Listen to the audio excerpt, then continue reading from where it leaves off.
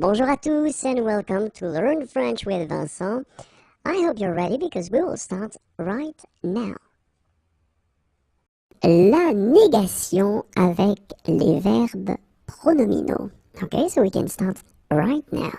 And when we talk about la négation in French, normally we are talking about two different parts. The first one is ne and the second one is pas. Okay, and then in that video, we will focus on les verbes pronominaux. So we are talking about the verbs that will have this se in front of them at the infinitive form. Okay, so for instance, regarder, to watch, to look.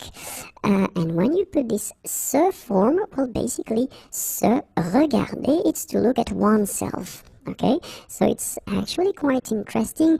And when we will put these verbs at the negative form, well, they can be a bit tricky. So that's the reason why I thought it might be useful to make a video regarding these verbs. So let's see, and we will see first le présent, then le futur proche, then le futur simple, and then le passé composé for this first part. Okay? So at the present form, regarder will actually be like je regarde, okay? And then if you put the negative form, it's actually quite simple. Je ne, so remember the first part here before the verb, and after that, pas. Okay, so you've got the negative form here. Je ne regarde pas.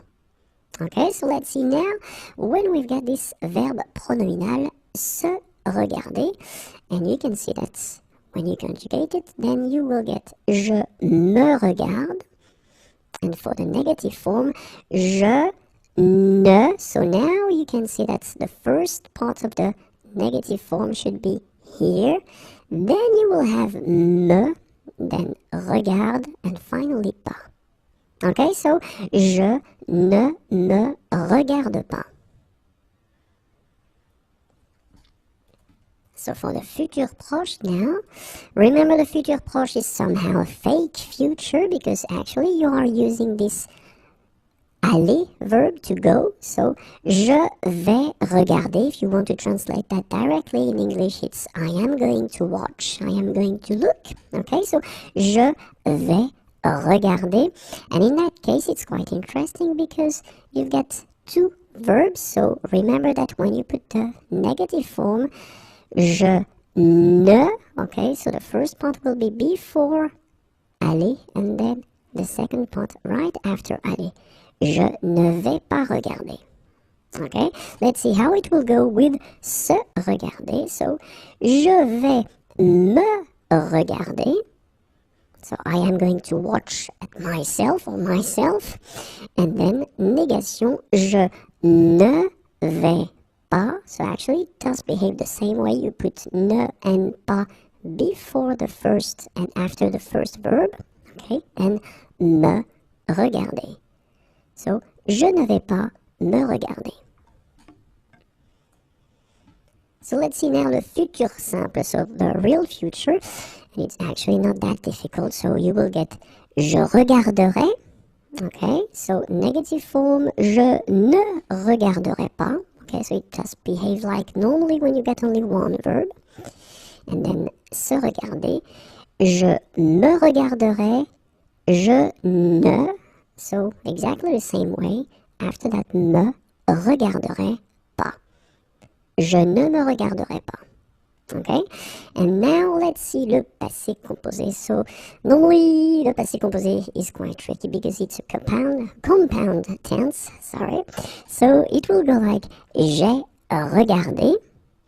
And remember that the negative form of le passé composé is quite tricky because you should start, well, first with je, and then you put the negative form here, ne, okay, and then e is going away because you've got the vowel here.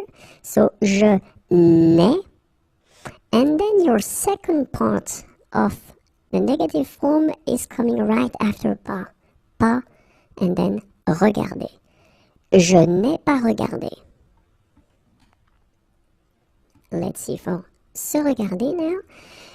Je me suis regardé. and then for the negative form, je ne. So first you put your first part of the negative form, then me suis pas regarder. Okay, je ne me suis pas regarder. So let's see now how we will construct this negative form of les verbes pronominaux at the imparfait form. So plus que parfait, conditionnel présent, and then conditionnel passé.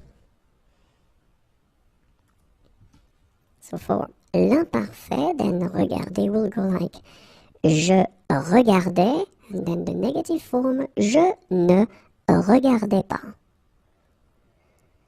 Then se regarder, actually quite simple, you've got only one form or one verb, so je me regardais, je ne me regardais pas. Okay, so remember, as usual, ne first, then you will put me, and then pas at the end.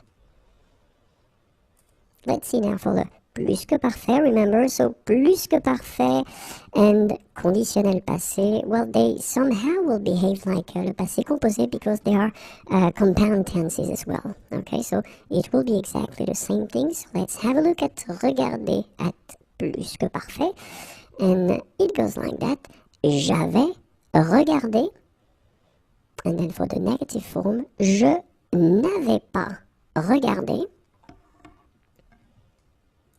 And for le verbe pronominal se regarder, then you will get je m'étais regardé. Then je ne m'étais pas regardé. Okay, so exactly the same thing. Remember, you will put ne, so your first part, then you will keep m'étais together, and after that you will put your pas. Okay, a common mistake is to put this pas at the end, right here. Okay, so remember, it shouldn't be here, but it should be definitely right after avoir or être in that case. Okay. Conditionnel présent, then it will go like that. Regarder, je regarderai. Okay, negative form, je ne regarderai pas. Forme pronominale se regarder, je me regarderai, and then it will go je ne me regarderai pas. Okay, basically one verb, so it's not that tricky, you just keep it here. Remember that me should be connected to it, and then before and after. And let's see now, le conditionnel passé. So remember, as I said, it's a compound tense, so it will behave exactly as we had le passé composé and then le plus que parfait. So let's see. Regarder, j'aurais regardé, je n'aurais pas regardé. Okay, and let's see now for se regarder. Je me serais regardé, je ne me serais pas regardé. Okay, so exactly the same way as we had for the passé composé and le plus que parfait. Okay, remember that actually for the subjonctif, le passé simple, le futur antérieur, so all these tenses that we already covered in the past lessons, well, it will be exactly the same way. Les interjections. Okay, so when we're talking about les interjections, actually, une interjection can also be une onomatopée. We are basically talking about all these little sounds or words that people can produce when they want to express certain feelings. Okay, so and of course they are different in all the languages. So we'll see now how we do express la douleur in French. Okay, so here is the translation. And well, here are the options. The first one will be aïe. The second one, oui. Then it can be aïe aïe aïe. Okay, so remember, aïe, oui, aïe aïe aïe. When we're talking about le dégoût, so disgust, in that case, we can, well, actually use this berk or then pois. Okay, so burk, poids. Then l'incrédulité. Okay, l'incrédulité. Well, tu parles would be an option. Then mon œil. It's actually quite funny. My eye, mon œil. Or then oui, sûrement. And this one is quite funny as well because basically it's yes for sure, yes of course.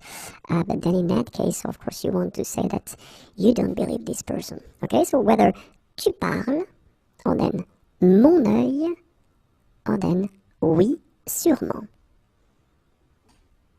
Then l'admiration.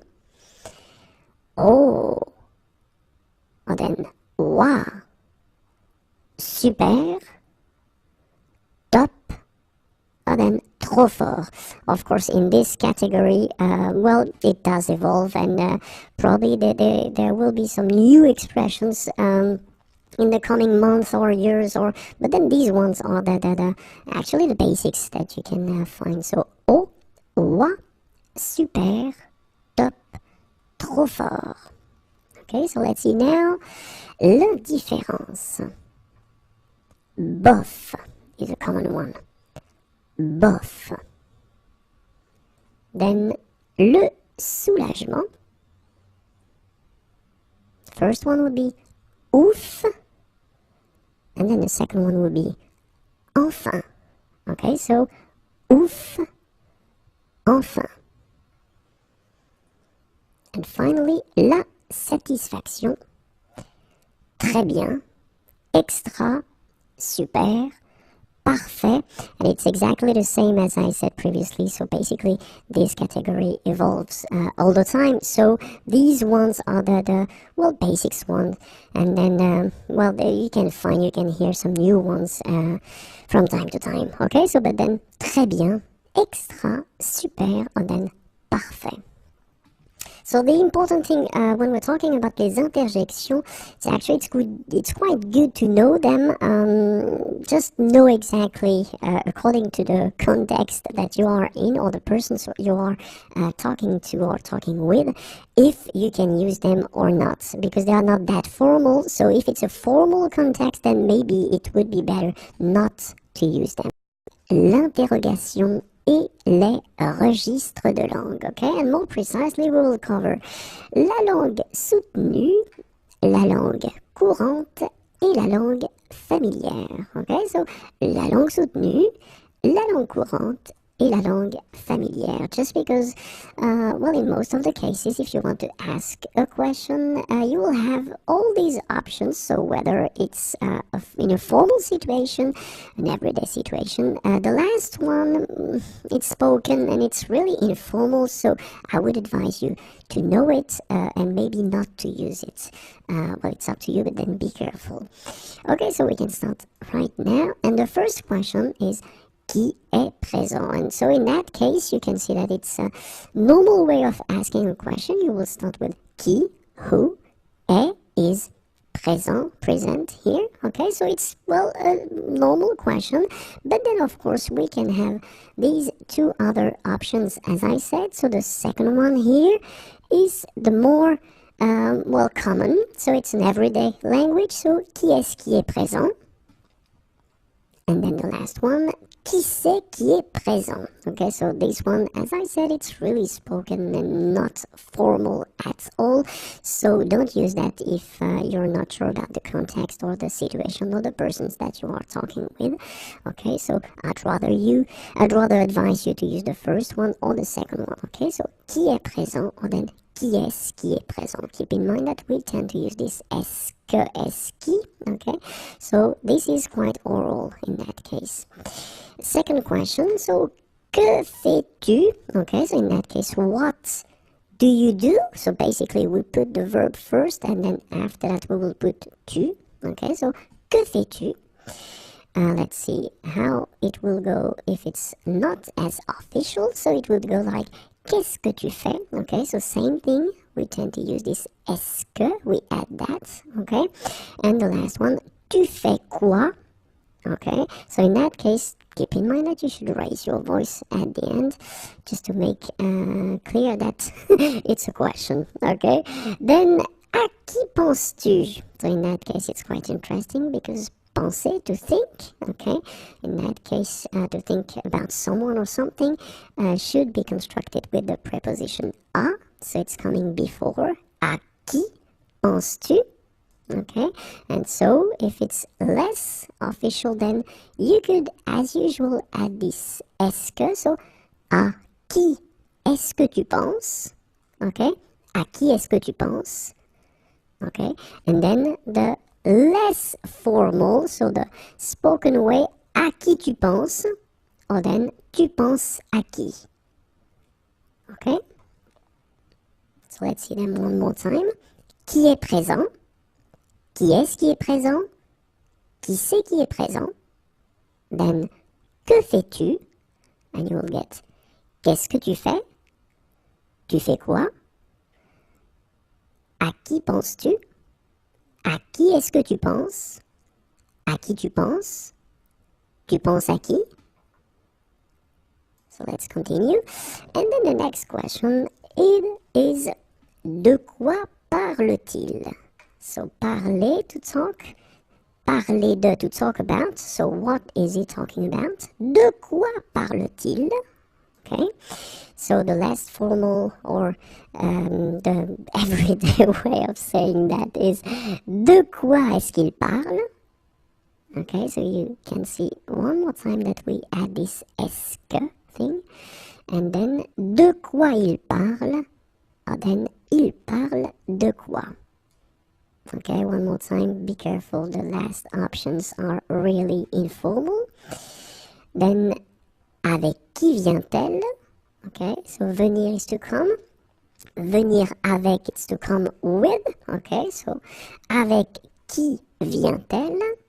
So it will be like, avec qui est-ce qu'elle vient? So one more time, we add this est-ce que. Okay, and then, avec qui elle vient? Elle vient avec qui? Alright. À quoi pense-t-elle? So we saw that penser is to think. Okay, so in that case, it's not to think about someone but something. So à quoi pense-t-elle? Okay, and it will become à quoi est-ce qu'elle pense? Or then, à quoi elle pense à quoi? Okay, so let's see them. And normally keep in mind that we should, raise our voice at the end because there are questions. So I will raise my voice now. De quoi parle-t-il? De quoi est-ce qu'il parle? De quoi il parle? Il parle de quoi? Avec qui vient-elle? Avec qui est-ce qu'elle vient? Avec qui elle vient? Elle vient avec qui? À quoi pense-t-elle? À quoi est-ce qu'elle pense? À quoi elle pense? Elle pense à quoi? Okay? Few more questions. The first one, comment s'appelle-t-il? Okay, remember, so what is his name? Comment s'appelle-t-il? So that's the correct way to ask the name of someone. So if you want to actually, as usual, make it less formal, then you will have to use this est-ce que. So, comment est-ce qu'il s'appelle? And then the spoken way, comment il s'appelle? Il s'appelle comment? Okay? Où allons-nous? Où est-ce que nous allons? Où nous allons? Nous allons où? Quand viendras-tu? Quand est-ce que tu viendras? Quand tu viendras? Tu viendras quand? Okay, so, one more time. Comment s'appelle-t-il? Comment est-ce qu'il s'appelle? Comment il s'appelle? Il s'appelle comment? Où allons-nous? Où est-ce que nous allons? Où nous allons? Nous allons où? Quand viendras-tu? Quand est-ce que tu viendras? Quand tu viendras? Tu viendras quand? La négation, and more precisely, the famous ne ni, ni. Okay, so it looks a bit strange maybe, but don't worry, it will be quite clear after this video. So normally when we talk about la négation, so the negative form in French, we have two parts, so ne and then pas, okay? But of course, when we talk about ne pas, we are talking about une négation, okay? And actually it's possible to have deux négations as well, and in that case, of course, the structure will change and we won't use only ne pas, we will use ne, so the first part, then we will use ni, and then ni as well. So let's see how it will work. And we will see examples avec des verbes, so with verbs, avec des adjectifs, with adjectives, and avec des noms, with nouns or substantives. Okay, so the first one, avec des verbs. So let's see how it will go.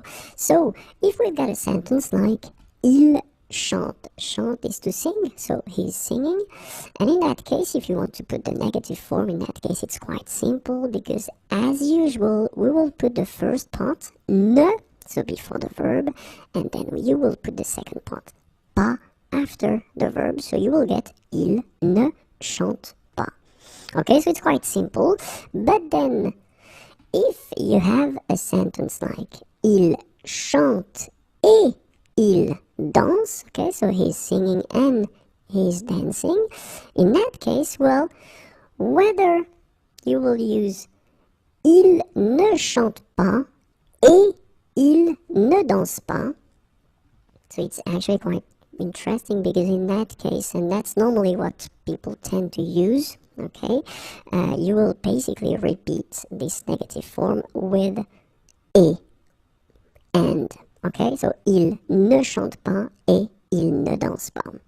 Okay, so we've got this other option, and in the case of verbs, actually it's quite interesting, because if you use this other option that we saw, ne, ni, okay, in that case it will be quite rare to hear that, because in most of the cases that's what we call langue soutenue, so it's really, really formal, official, it's not really everyday language, okay, but then it would go like il ne chante ni ne danse, okay, and keep in mind that you don't use the pas at all, okay, il ne chante ni ne danse, but in most of the cases, well, people will use this option right here, il ne chante pas et il ne danse pas.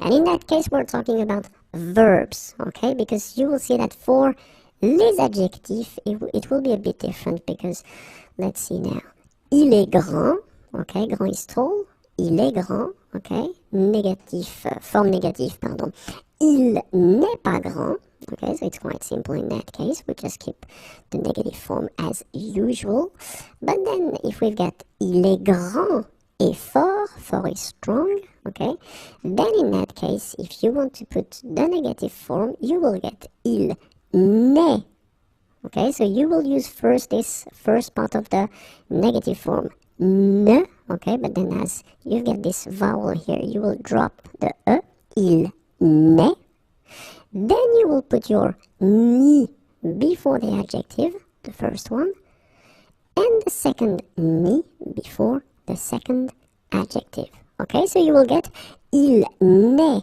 ni grand ni fort. Keep in mind that pas is not here at all, okay, so it's a common mistake to somehow try to put pas in the sentence.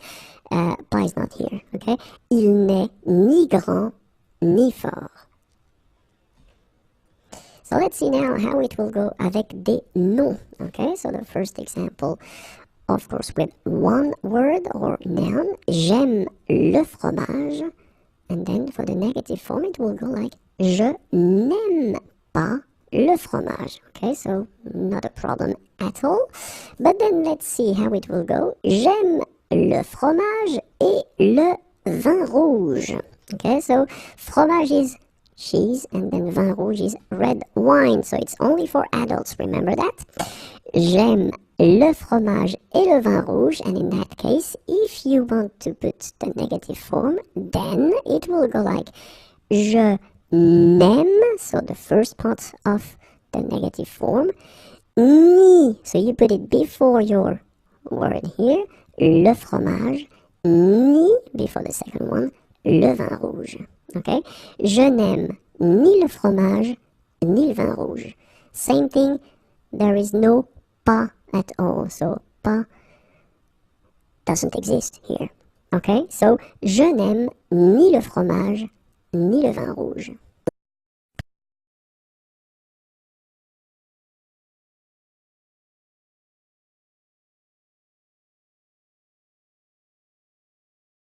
L'expression de l'intensité. Okay, so l'expression de l'intensité. So clearly we're talking about how to express this a lot thing in concept in English, in French. So it will be, for instance, here we can use the prefix. Okay, so let's see what kind of prefix we could use. The first one would be hyper, then super, extra, maxi, archi, or then sur. So if we're talking about prefix in that case, it means that you will have to add these little things in front of your word. Okay, so hyper, super, extra, maxi, archi, sur. Alright, so let's see how it could go. Quelques exemples. C'est super bon. Okay, so basically you could say c'est bon, it's good, but then if you want to make it more, even more, in that case you can add this super in front of bon, and you combine it, you get c'est super bon. C'est archi classique. C'est hyper difficile. Ok, c'est super bon, c'est archi classique, c'est hyper difficile. So let's see now if we've got a noun, so un nom. In that case, you can also use énormément de, then it will be followed by your noun. My God, I will manage.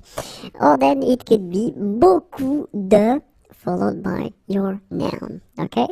Let's see a few examples now. Quelques exemples. Il a beaucoup de travail. Il a beaucoup de travail. And then, il y a énormément de neige. Il y a énormément de neige. Okay, so remember, beaucoup de, énormément de, and then your word, travail, neige. If we have un adjectif ou un adverbe, in that case you can use extrêmement, très, énormément, parfaitement. Okay? Extrêmement, très, énormément, parfaitement. Avec un adjectif ou un adverbe. Quelques exemples. Il voyage très rarement. C'est extrêmement bon. Il voyage très rarement, c'est extrêmement bon. Troisième et dernière catégorie avec un verbe. Verbe plus beaucoup. Verbe plus extrêmement. Verbe plus énormément. Verbe plus beaucoup, verbe plus extrêmement, verbe plus énormément. Quelques exemples. Elle travaille beaucoup. Il voyage énormément. Elle travaille beaucoup. Il voyage énormément. Okay, so keep in mind that you will have to put them after your verb. Ok? Et voilà, vous êtes des spécialistes pour l'expression de l'intensité. Merci beaucoup, passez une agréable journée. Au revoir et à bientôt.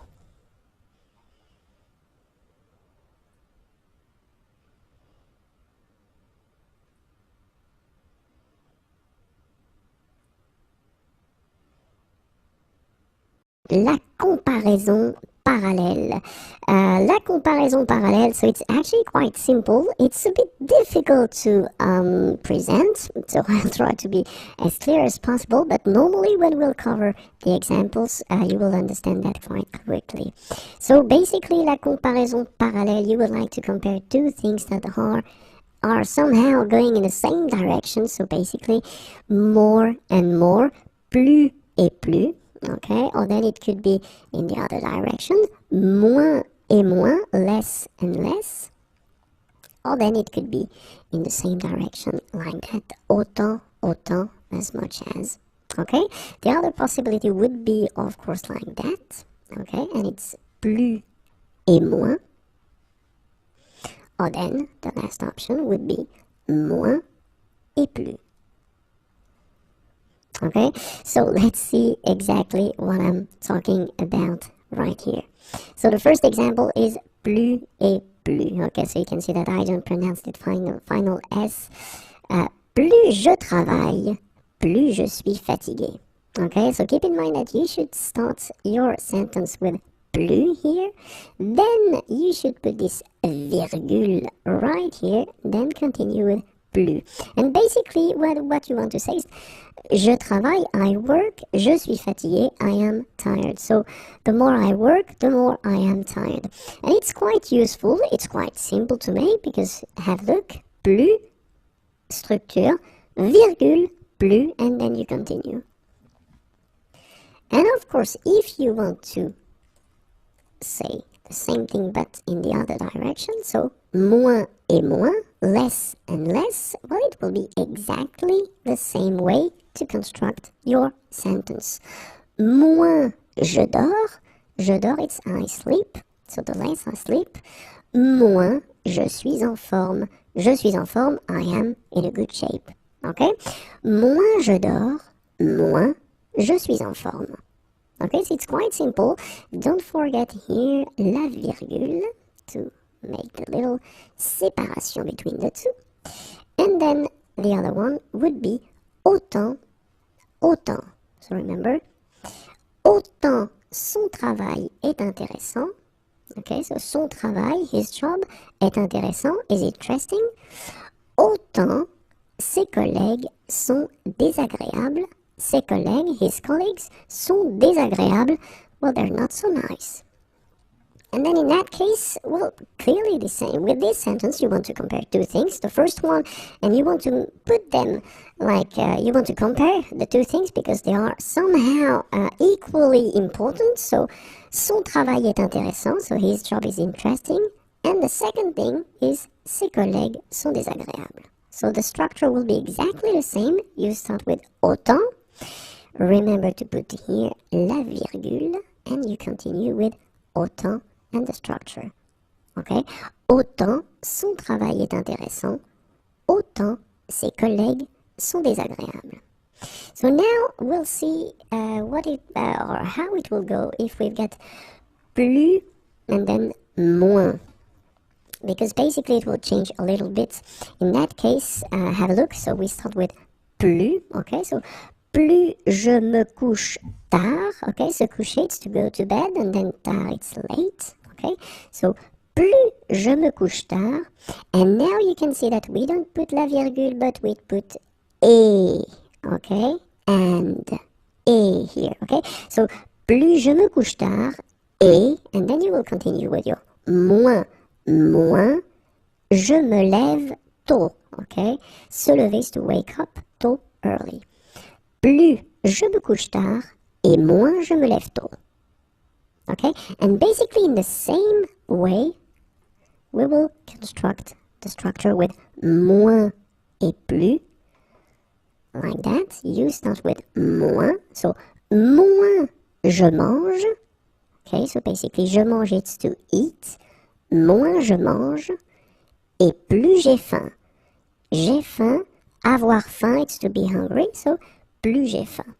Moins je mange, et, remember you should put this et, and then continue, plus j'ai faim. La comparaison progressive. And you will see that it's actually quite simple in French. So basically when we talk about la comparaison progressive, we talk about la progression, so that's the key word. So la progression, it could go like that, or then like that. And you will see that it will be really simple to construct that, because basically in that case you will use this plus et plus, and then here it will be moins et moins. So let's see now how to construct that if we want to combine it with un adjectif. Okay, so in that case it will be quite simple. You will need to use this de plus en plus, so basically you make the liaison, de plus en plus. Okay, and then here de moins en moins, but then you make the liaison, de moins en moins. So let's see two examples now, and the first one, il fait de plus en plus chaud. Il fait de moins en moins froid. Okay, so you can see that it's really simple to make it, because basically you've got your adjective here, and just before it you will have to put this de plus en plus, okay, or then de moins en moins. Alright, so it is really, really simple. Let's see now if you want to combine it with an adverb. Okay, so basically, what a surprise, it's the same, de plus en plus, de moins en moins. Okay, so il vient de plus en plus rarement, and then elle voyage de moins en moins souvent. So it's exactly the same thing. So normally you would have your sentence il vient rarement, so the adverb would come after the verb, just between the two, or then to be more precise, before your adverb you will put this de plus en plus, okay, and then de moins en moins. So let's see now how it will work with un nom. And then in that case, you can see that it's a bit different, because you will have to use this de plus en plus, but then keep in mind that you should put de as well, okay? And then de moins en moins, de. Alright? It will be the only difference between what we saw for an adjectif ou un adverbe. So let's see how it will go now. Vous avez de plus en plus de livres. Okay, so you can see that you put this de here, and then you will put your words or your noun, livre, chez vous. Okay, nous avons de moins en moins de problèmes avec nos voisins. Alright, so it's actually the same way, you just put this de plus en plus, but then you need to remember to put de, okay, and then de moins en moins, de. So you can see that it's quite simple in French to make this comparaison progressive.